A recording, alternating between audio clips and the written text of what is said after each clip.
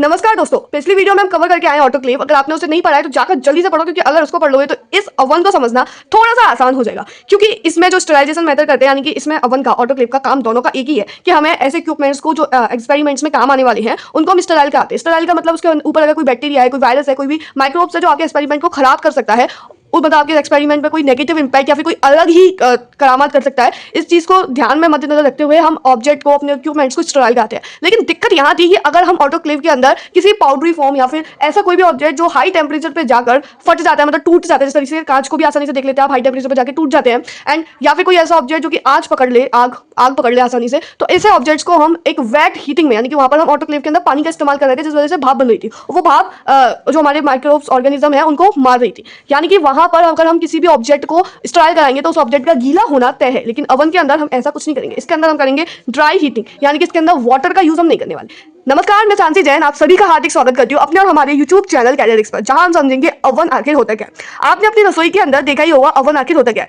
जैसे कि आप अपनी रसोई यानी कि किचन में जाते हो, अवन के अंदर जैसे आपको कोई भी खाना गर्म करना है एंड उसको आप ओपन करते हो और रख देते हो सामान को, और एक टेम्परेचर सेट करके उसे क्लोज कर देते हो। यानी कि इसके अंदर आप किसी भी पानी का, किसी भी अदर सब्सटेंस का यूज नहीं कर रहे हैं। ठीक इसी तरीके से अवन के अंदर चीजें होंगी। हॉट एयर अवन, इसका पूरा फुल फॉर्म, मतलब पूरी तरीके से इस तरीके से बोलते हैं हॉट एयर अवन। ये एक इलेक्ट्रिकल डिवाइस है जो कि स्टराइल यूज होता है, स्टराइजेशन कराने के लिए। स्टराइजेशन एक मेथड होती है जिसके अंदर हम सारे माइक्रो ऑर्गेनिज्म को मार देते हैं जो कि हमारे एक्सपेरिमेंट में इंपैक्ट पहुंचा सकते हैं। मेडिकल इक्विपमेंट्स और सैंपल्स को हम क्या बोलते हैं, स्टराइल कराते हैं। ड्राई हीटिंग, ड्राई हीटिंग का समझ में आ रहा है ना कि हमें यहाँ पे वाटर का या फिर स्टीम का यूज नहीं करेंगे। इसका जो वर्किंग प्रिंसिपल है उसमें हम हॉट एयर जो अवन होता है उसके अंदर हम ड्राई मटेरियल या फिर एक ऐसे सबस्टेंस जो कि जल्दी से ही हाई टेम्परेचर पे जाके पिघल जाते हैं या फिर आंच पकड़ लेते हैं, आग पकड़ लेते हैं, ऐसे सबस्टेंस को स्टराइल करते हैं। इसमें 2 टाइप्स है, यानी कि हॉट एयर अवन में 2 टाइप है on the basis of principle. पहले प्रिंसिपल है यहाँ पर forced air hot air oven. इसके अंदर क्या करेंगे हम, अवन के अंदर जो हवा है, जो गर्म हवा है, जैसा कि आपको पता होगा, ये जब ये बात जानना है जिससे आगे वाली जो 2 पॉइंट्स है वो अच्छे से समझ में आ जाएंगे। जो हमारी जो हॉट एयर होती है, गर्म हवा होती है, वो हल्की होती है, जिसकी वजह से वो हल्की होती है, एंड हल्की होने की वजह से वो ऊंचाई पे आसानी से हवा में हो जाती है, तो ऊपर ऊंचाई पे चली जाती है और ठंडी हवा नीचे बैठ जाती है। लेकिन हम चाहते हैं अवन के अंदर कि पूरे उसमें घूमे वो हवा अच्छे से, तो हम लगा देंगे फैन को। यानी कि इसके अंदर जो forced air hot air oven है, इसके अंदर जो हवा है अंदर की, इस अवन के अंदर की जो हवा है उसके अंदर जितनी भी हवा है वो गर्म हवा है, तो वो अच्छे से डिस्ट्रीब्यूट हो सके। क्योंकि हमें पता है कि जो हॉट एयर होती है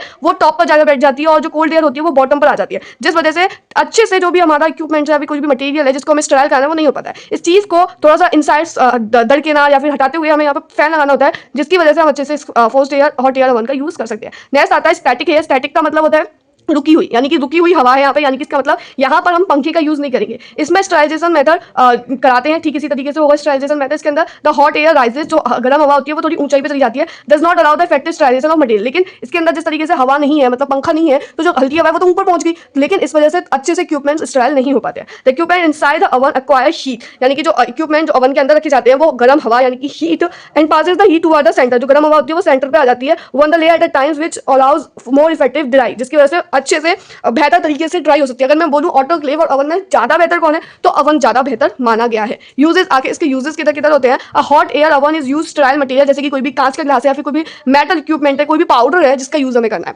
ठीक है, उसको स्टराइल कराने के लिए। इसका destruction of micro organism as well as bacterial spores, यानी कि माइक्रो ऑर्गेनिज्म को भी मार देता है और साथ ही साथ बैक्टीरियल स्पोर्स को भी मार देता है। हॉट एयर अवन रियलिटी में कुछ ऐसा होता है, लेकिन इसका ये वाला डायग्राम समझेंगे जिसमें हमें यहाँ पे, मैं यहाँ पर स्टिक भी कर देती हूँ वो फोटो जिससे मैंने ये बनाया है। इसके अंदर यहाँ एक रेगुलेटर होता है जो कि टेम्परेचर सेट कर रहा होता है कि मुझे कितना टेम्परेचर चाहिए। परफोरेशन सेल्फ होती है और एस्ट बेस्ट गेस्ट टेक होता है, फैन होता है, पंखा होता है, जैसे कि आपको पता है। Outer case containing glass went होता है, ये सारा ये एक डोर होता है, और इस डोर को, इसके अंदर मैं सामान रखूंगी इस तरीके से, मान के चलो कोई भी मैंने सैंपल रखा और यहाँ पे दरवाजा लगा दूंगी और यहाँ पर रेगुलेटर से टाइम सेट कर दूंगी, यहाँ पे टाइम से होगा। और परफोरेटेड सेल्फ का मतलब होता है ये जो सेल्फ है, परफोरेटेड सेल्फ क्या होता है आपको यहाँ पे दिख रहा होगा। यहाँ पे मैं इस तरीके से इसके ऊपर कोई सैंपल रखूंगी और दरवाजा बंद कर दूंगी, और यहाँ पर जो हमारा ओवन है रेगुलेटर से रेगुलेट कर दूंगी भाई मुझे कितना टेम्परेचर चाहिए इस सैंपल को या फिर इस इक्विपमेंट को स्टराइल कराने के लिए, और ये स्टराइल होकर टाइम बंद हो जाएगा और मैं निकाल लूंगी, आसानी से हो जाएगा। ये था थोड़ा सा आपको स्क्रीन पर नोट्स देखने को मिल रहे होंगे, नहीं तो आप हमारे टेलीग्राम चैनल पर जाकर अपने नोट्स बना सकते हैं। अगर आपको वीडियो कैसी लगी, हम किस तरीके से और चीज़ों को इंप्रूव कर सकते हैं, आप कमेंट बॉक्स में कमेंट करके जरूर बताइएगा। ये सीरीज चल रही है और आज आई थिंक सो 5-4 लेक्चर्स हो चुके हैं, आप अच्छे से जाके कवर अप कर सकते हैं। NEP 2020 के बेस का ये पूरा सिलेबस है, आप किसी भी ईयर में है, फर्स्ट सेमेस्टर के लिए ये बेसिकली, लेकिन आप 2026 में, 27 में, 28 में देख रहे हैं, ये वीडियो आपके लिए बेनिफिशियल रहेगी। Thank you so much you all. आप अपने परिवार का ख्याल रखें। जय हिंद, जय भारत।